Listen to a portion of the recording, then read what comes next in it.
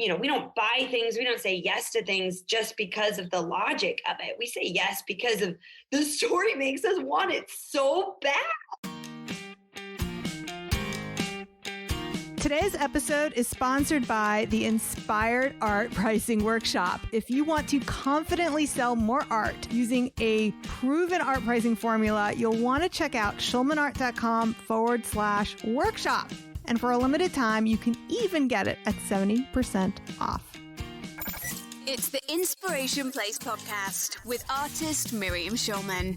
Welcome to the Inspiration Place podcast, an art world insider podcast for artists by an artist, where each week we go behind the scenes to uncover the perspiration and inspiration behind the art. And now, your host, Miriam Schulman. Hey there, Passion Maker. This is Miriam Schulman, and you're listening to episode number 151 of the Inspiration Place podcast. I'm so grateful that you're here. Today, we're talking all about telling stories. In this episode, you'll discover the 4 stories every artist must tell, how to create a story bank so that you never run out of ideas, and the 3-part easy story structure that anyone can use.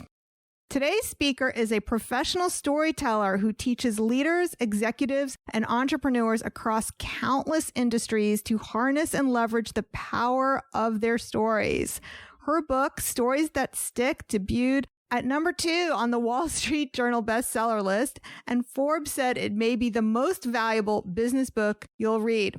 In 2020, she became the chief storying officer at Success Magazine, where she interviews icons like Deepak Chopra, Misty Copeland, in an effort to hear and share their stories of success. She's based in New York City with her hubby and 2 kids. Please welcome to the Inspiration Place, best-selling author and professional storyteller, Kindra Hall. Yay! I'm so happy to be here. Thank you so much, Miriam. Well, thanks for coming, Kindra. Welcome to the show. Now, we have a lot to talk about, but before we get there, I want you to know you're the first guest that I didn't have to rewrite the bio. Oh, because it was like the bio was up to your standards? Well, no, it's not just that, but like, let me explain. And this is something my listeners, so this is kind of definitely showing them how the sausage is made. They would have no idea. Yeah. So I always ask them to give me the bio in the third person. The way I would normally get a bio would be, Kindra Hall is a professional storyteller, and Kindra did this, and Hall did that. And what you did is exactly what I actually do. I take everyone's bios and I rewrite it what I call Stephen Colbert style, where I don't say who it is until the very end. Yes. Yeah. So how did you know to do this? It's like, so brilliant. I can't remember where I learned that. I think it was just from watching speakers and watching people being introduced to the stage. Like the moment is, welcome this person. But if they already know who the person was for all that time, like that kind of takes away the fun of it. So you're supposed to save the name to the end. Oh, I love that. Yeah. Yep. So you did exactly what I usually go in there. I have to change all the names to she and her. And I even add that last sentence, please welcome to the Inspiration Place. And the very last thing is mic drop Oprah Winfrey, or yay, in this case, Kindra Hall. So yay, welcome. Same. Now, the other thing we have to talk about, you said you did spinning this morning. I did. Yeah, I did. Is Soul Cycle still in business in Manhattan? Because they're gone out here in the burbs. No, they left. Or are they there and they're just now opening? I just confirmed this morning they are gone. No way. Really? In Scarsdale, they're gone completely.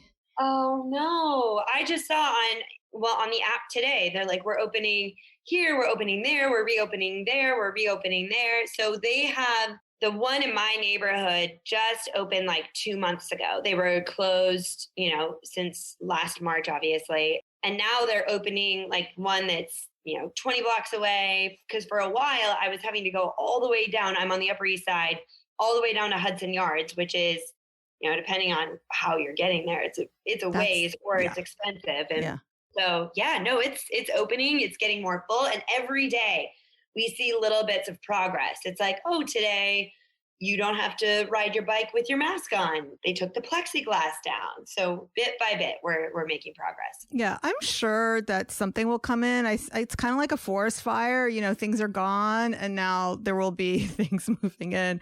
But what's important about today's topic, I know you were an instructor. Oh, man, you do. You know that. I haven't shared that with many people. It's in the book. Is it in? It is. For like a minute. It's not a whole story. No, it's in the book, which... You really read it. Yeah. Yeah. For people who do not know what SoulCycle is, it's a very expensive spin class. Yes. Yes. Yeah, they actually have like crystals. Do you know this? They give you diamond shoes. No. There's like, I don't know if you know this. There's like an amethyst in every studio. Look and see if it's in the studio. Behind the instructor's podium, there is an amethyst because that type of crystal creates community. Like it's the community crystal. Okay. So take a look.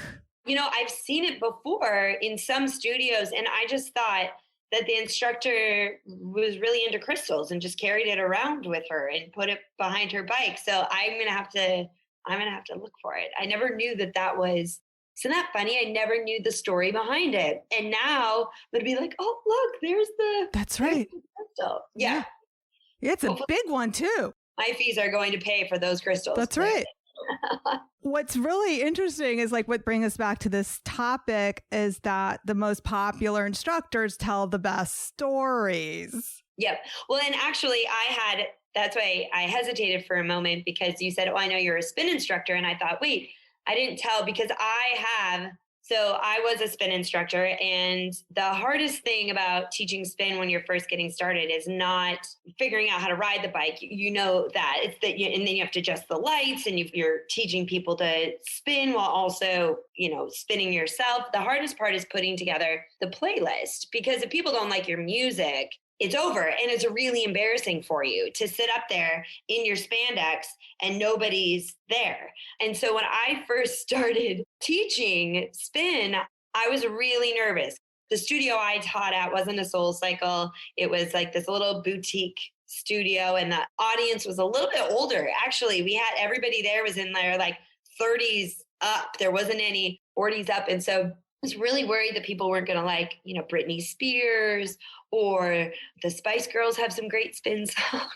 And so I'm like, how do I get them to like the song, even if they don't, so that they'll come to my spin class? And so before every song, not every song, because that gets long-winded, but I would tell a little story about the song and when I heard it. And I had stories about just funny stories, love stories, breakup stories.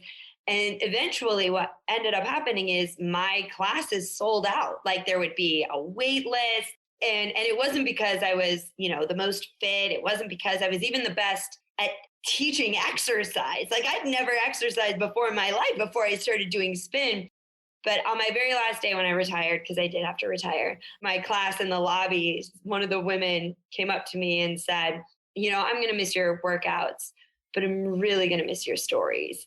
And even now they'll like comment on Instagram if I post something about going to spin or something, they'll be like, we miss your stories. And it's true in spin. It's really true. And if you look at anything and you were to really look at it, most of the best things, like, oh, the best artist, the best restaurant, it often can be traced back to the stories they choose to tell. Oh, 100%. So in my town, the most popular spin instructor, he never even got on the bike. I know, yes. He would joke how he like had no muscle tone, but he was a stand-up comic. So he would like test his material out on us. And that's what we were there for. Totally. And then he also caught on that like my demographic who showed up for 9:30 classes or 8:30, like we, the 50 and older crowd, like we liked Whitney Houston.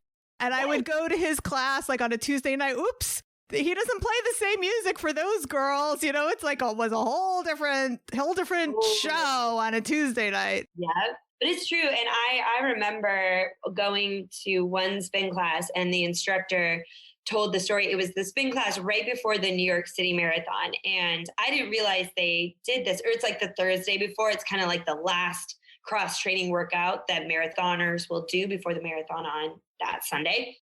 and they hang like your jersey number on the bike. It was so I walked in and all these bikes had these things, these numbers hanging on it. And I didn't know what it was for. And it was for the marathon.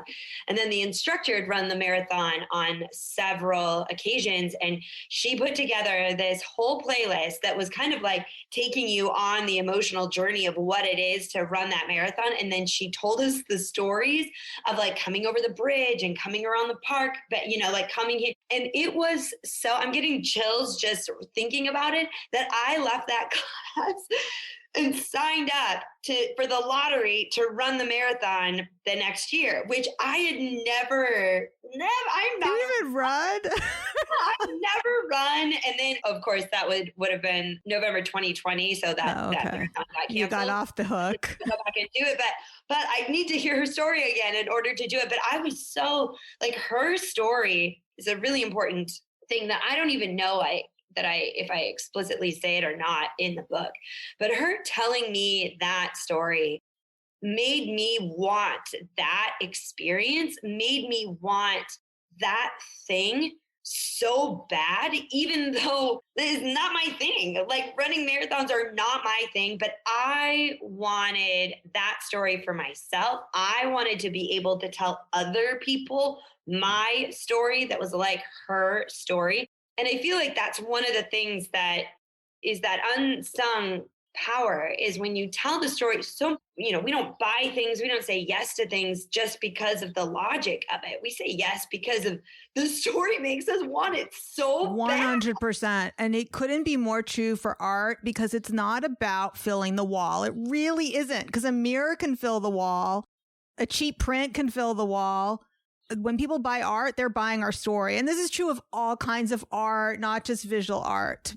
Kindra, let's dive in, because we promised a lot to cover today. What are the 4 different kinds of stories that every creative needs to tell? 4 kinds of stories are, number 1, the value story. That's going to be your sales and marketing story. That's the story that expresses, as we were just talking, the value of what it is that you're offering. Now, this isn't the monetary exchange, right? This is what is really all about story. This is the joy it brings into people's lives, a story. Or this is the story of where, like, what I was on my mind as I was creating this piece, this art, whatever kind of art it is. So that's the value story.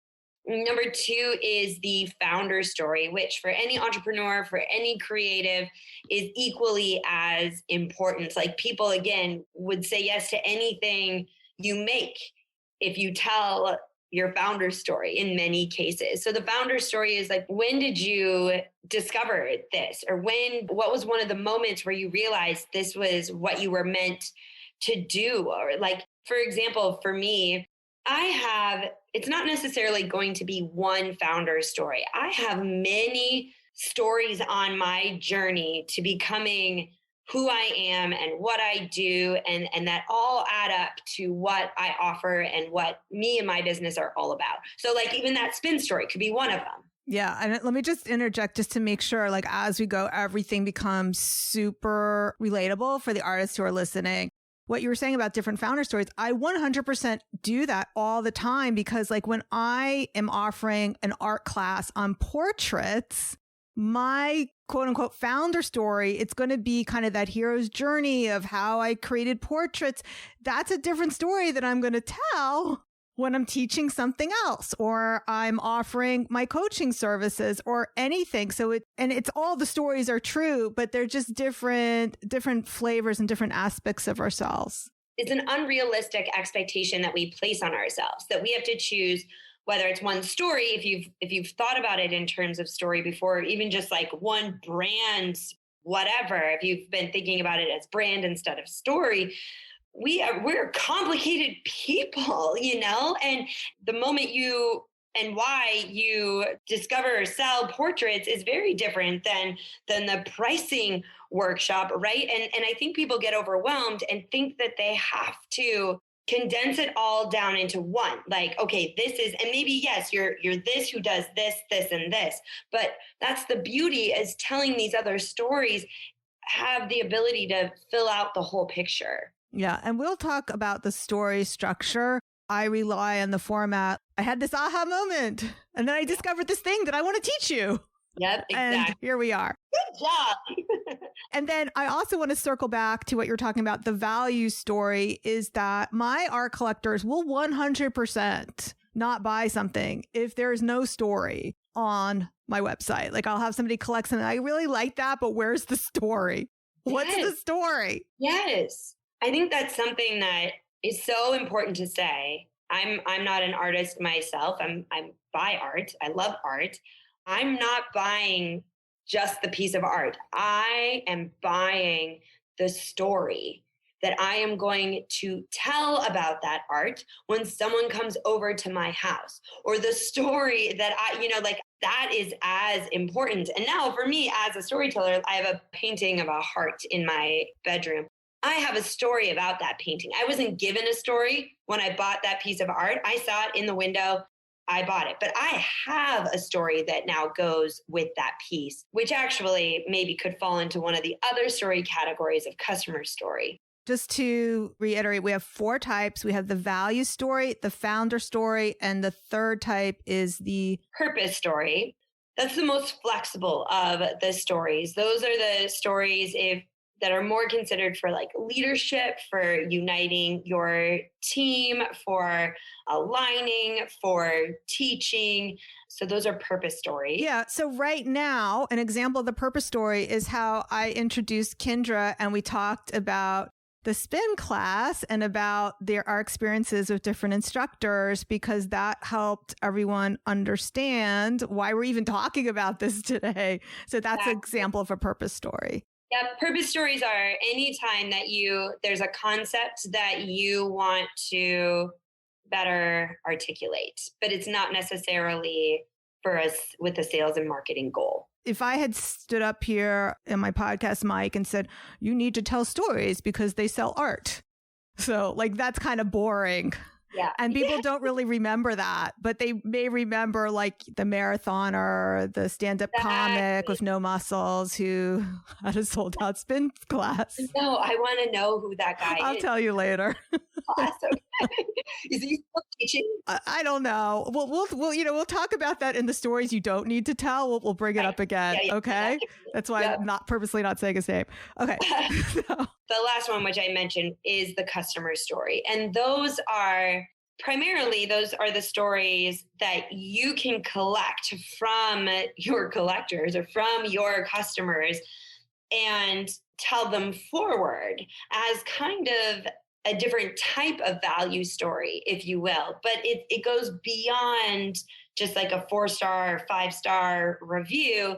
It's where the customer can share their whole story. However, I think also in art, being aware that your customers will be telling stories about your art is really important, because each story, let's say they hang a piece and they're like, I'm motioning all over my room because I have art all over my room. But let's say that you have a piece in your room, your friends come over, they tell the story of the artist and of getting the piece. It's a customer story that they're telling to a friend. That becomes a tool. Like, this is how business expands, because for every story that your customer has and tells forward, it's growth for you. Yeah. And one thing I want to point out for the listeners that I use when I'm selling art, it works especially well in person. When you're at an art show and you're talking to a collector, the most valuable thing you can do is not just tell stories, but to actually ask questions to kind of get your collector to create their own stories and create their own reason of why they want to collect your art. And for those who can't see Kindra, she's nodding her head. I'm nodding. I know. I realize that you can't see me nodding.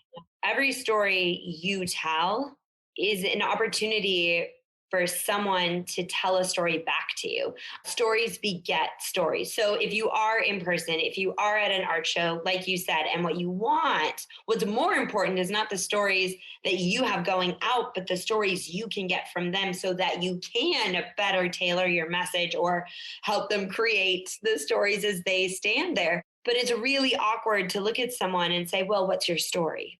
they're not going to know what to say. So if you share a story first, and it can be a really small one, it can be one of your own stories, it can be another collector's story, and you just share it very briefly, what you're really doing is saying, this is a storytelling environment here. It's an invitation for them then to, and they'll respond with a story. And now you've got something to work with. It's like a roundabout way to get their stories from them. Yeah. Another way that I used this recently. So I have this mini horse class. You know, it was like this evergreen Facebook ad running, and it started to not do so well. So I was like, okay, I need a new graphic and a new copy. I paid for a graphic designer to make me new images, got a copywriter to write me new copy, and it wasn't working. Nobody was buying it. And so I was like, what do I need to do? Do I need to change the audience? Do I need to change the creative again? And I was reading your book that week, and I was like, no, I need a story. Yay! And I swear I added 3 sentences. So this is what the stories do not have to be complicated. So all my story was, I mean, I had the first attention grabbing headline, do you love horses and do you want to paint them? And my story was, when I was in middle school, my best friend Kathy was obsessed with horses. And whenever we went to her house, I knew we'd be playing with her plastic horse collection. But there was one thing we both could agree on, which was drawing and painting horses were fun. That was it. That was all I needed to add. Brilliant. So brilliant. And then the rest of the copy was what me and the copywriter had decided, you know, all the bullet points and stuff. But it like created this framework where people who maybe they were obsessed with horses, or maybe they weren't obsessed with horses, but they had a friend like my friend Kathy and they remember drawing or whatever it is. Yep. I had Nikki obsessed with horses. Oh, you were? Horses all the time. Yeah. That is brilliant. That is exactly. And people often, they're like, well, but I don't have that much space, or, you know, they're thinking about, oh, it's just a Facebook ad. And they're thinking they're supposed to write this next huge novel in order for it to be a story. And it can literally be 3 sentences that connect in a real way to your audience. And I told the truth. I didn't have to say I was obsessed with horses. I didn't have to do that. Like, I really put myself exactly where I was and invited them. They could either relate more to me, they could relate more to Kathy, and just to paint that picture for them so they could step into that space. That's an important thing to note, because, you know, people will be like, oh, well, can you fib? Can you expand?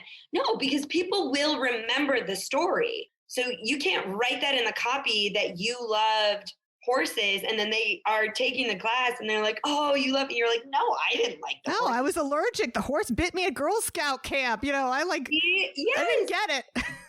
The power of stories is that people remember them. So they will remember them. Like you said, oh, I remember that you were a spin instructor. I was like, wait, where did she find that? I'd forgotten that I'd put that line, but you remembered that. So always be truthful and authentic, because A, it's more fun, and B, otherwise it really will come back to get you, especially in stories. Yeah. And by the way, it's not that I have some photographic memory of the book. Obviously, I stuck on to that piece of the story because I take spin class. You know, it's like it was something I could relate to. That's exactly the point. If it's something people relate to, they will remember it. So whether they relate to it as, I didn't like horses either, or, oh, I had that friend Kathy, or, oh, I am a Kathy, like that's how it works. It's awesome.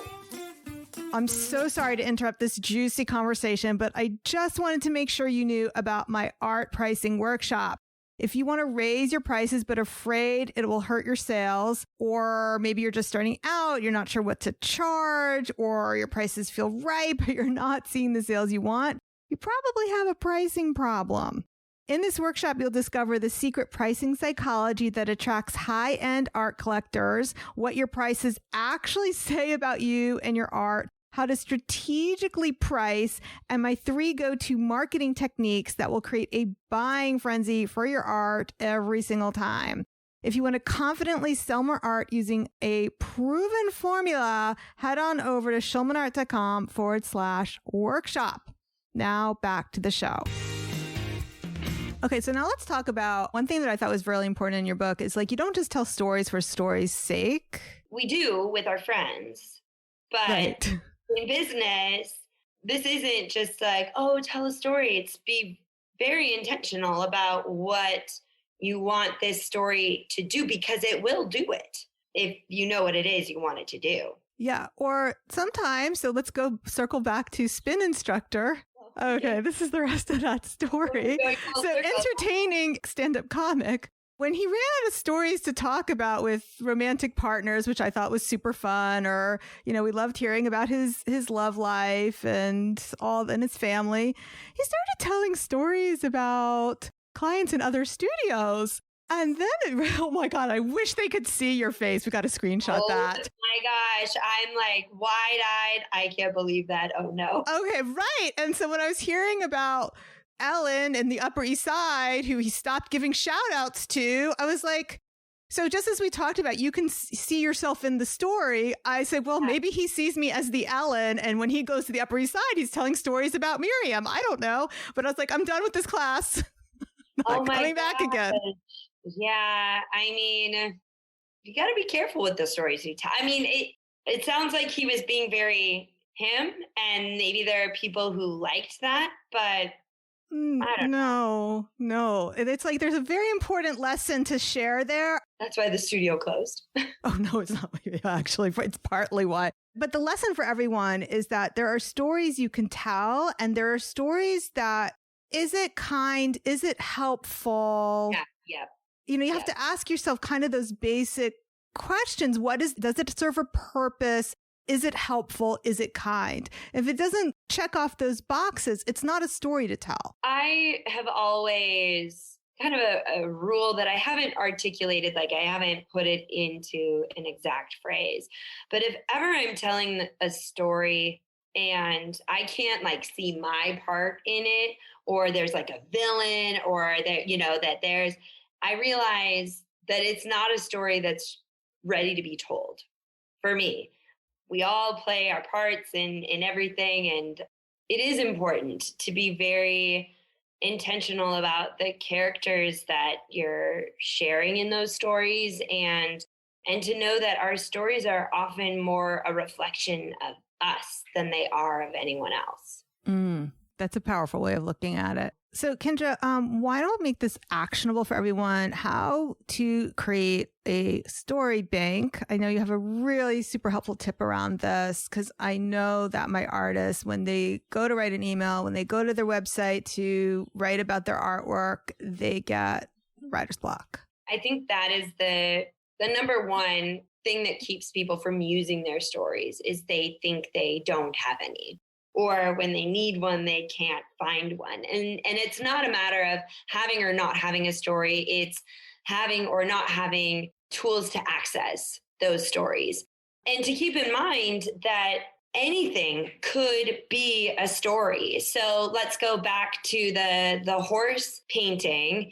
You're not talking about art necessarily there, right? Like the story is primarily about your childhood friend, and then that you liked to draw horses together instead of play with the plastic ones. Now that probably isn't the type of story that people are thinking is what counts as a story, right? They're probably thinking it needs to be grander, it needs to be bigger. So that's the first piece of advice that I always give people, is to check themselves and see if what they're thinking is that a story has to be a really big, dramatic story. And if so, to be looking for smaller ones, because even a really small story, well, look, I mean, did that small story about Kathy transform the ad? Yeah. Well, then I started making money on it. So, right.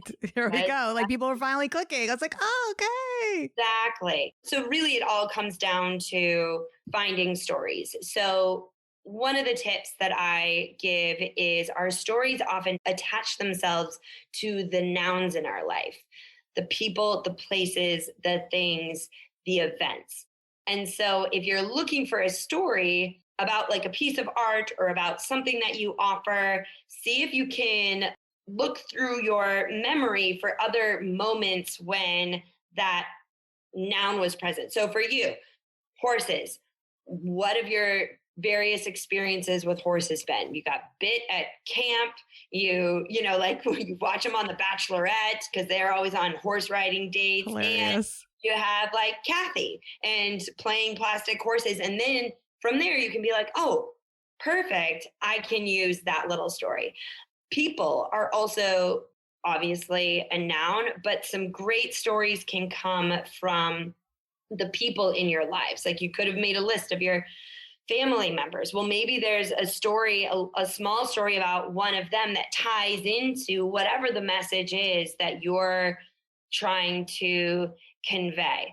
Another strategy that you can use is to think about firsts. When is the first time firsts are really emotionally charged moments, and firsts are often the best place to go to be looking for those various founder stories as well. All right, that's beautiful. Now, I know you have a simple way to structure a story like in 3 parts. Yeah.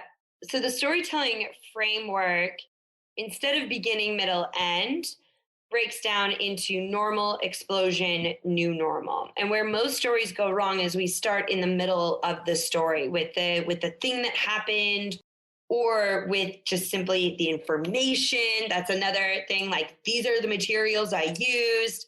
This is how many inches and, like whatever it is. Like, and this is the new normal is, I mean, if you're talking about it in the super basics, it's like, this is how much it costs, go on your merry way.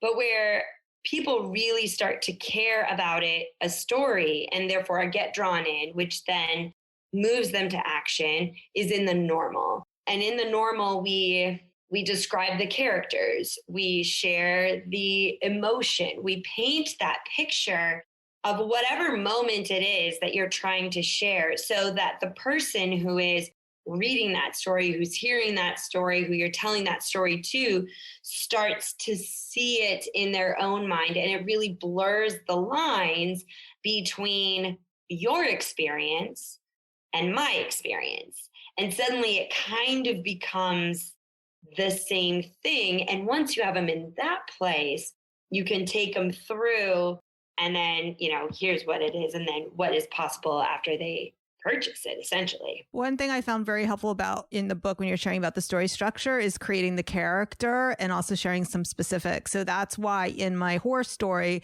I actually said Kathy, like I actually said her name, because it was like, okay, I didn't just say, oh, when I went to my friend's house, and didn't say who it was, which would have been more of a meh kind of story. Exactly. And then you also included, in the book, I talk about the framework, normal, explosion, new normal. And I also talk about the 4 key components that a story needs to have.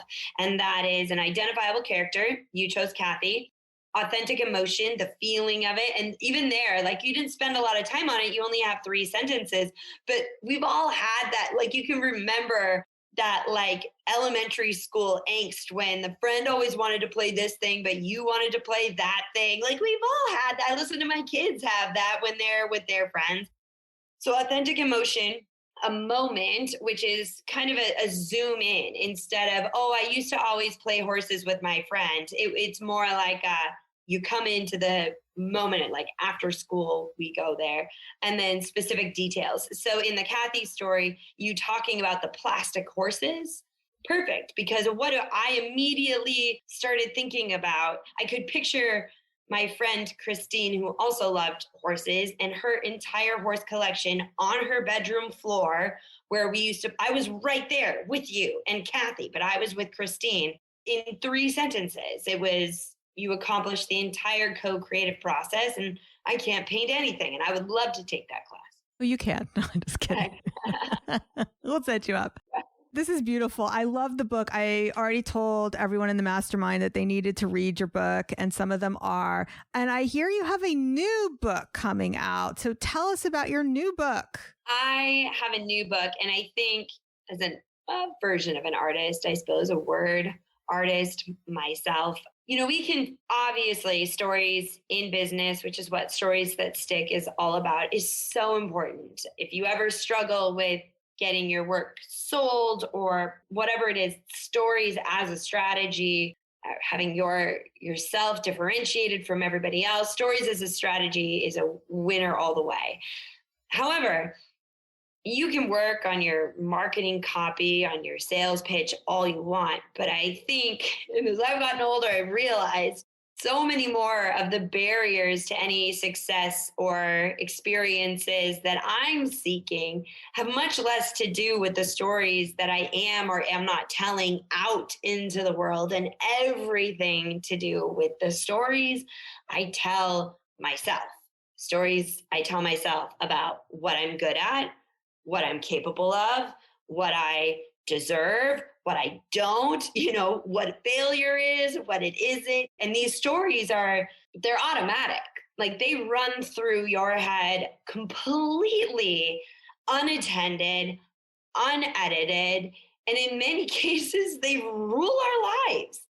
I have had to systematically dismantle many stories in my life to get to where I want to be. And I have many more to dismantle because there's an endless supply within each of us. But that's what the next book is all about. It's called Choose Your Story, Change Your Life. It's about silencing that inner critic and really rewriting the way you see yourself from the inside out. And it was so challenging and so thrilling to write. And it comes out in January. And I don't know. I can't wait. I can't wait to share these stories. That's beautiful. All right. So we'll make sure we're going to link in the show notes, which you can find schulmanart.com/151, both Stories That Stick, which you can get right now, or Choose Your Story, Change Your Life, which is available by pre-order. Maybe we'll get you back on the podcast next year. We'll talk about it because that's something we talk about a lot, are not just the stories we make up about ourselves, but also the stories we make up about our customers that aren't true. Yes. Yeah, maybe that's book number 3. I'm writing that down, actually. Okay. Yeah. Oh my gosh. Well, I always talk about, okay, just indulge me for a minute. I always talk about to sell stuff, it's a belief triad. And for you, this would be the story triad. So there's belief in your art, belief in yourself, and belief in your customer. And you have to have belief in all 3 to sell. And what I'm hearing from you is there's stories about your art, your product. There's stories about yourself, and there's stories about your customer. And some of those stories we tell ourselves don't serve us. Exactly. Like they're just not true. Right. Yep. And we make them up. I mean, that could be a whole new, I know exactly where that goes. Thank you. Oh, you're welcome. All right. All right. Kindra, do you have any last words for our listeners before we call this podcast complete? Take a moment after you listen to this, stop the car if you're driving, or take 5 minutes tonight before you go to bed, and just choose one communication touch point. Maybe you have an upcoming show. Maybe you are working on copy for an online ad, like one place where you typically communicate in this way, and ask yourself, is there a story I could tell here? Like, is there a Kathy and the Horse story? And then just try it and see, because I think you will be shocked by the change you see almost immediately. And then, story it forward. If you can't think of a place, I will suggest some place that every artist likely has. If you have a website, is the About Me tab, or Our Story, or My Story tab. Make sure it's actually a story. You can start there and tell a story there, but just try it now. That's the first step to using it. And then I'm sure you can tell, Miriam, you've been using stories a lot more because you see how effective they really are. They're really powerful. All right. So we're going to link to your books. I'll also link to the horse workshop in the show notes for anyone who hasn't seen that Facebook ad. I'm like, wait a minute, I want to be the horses.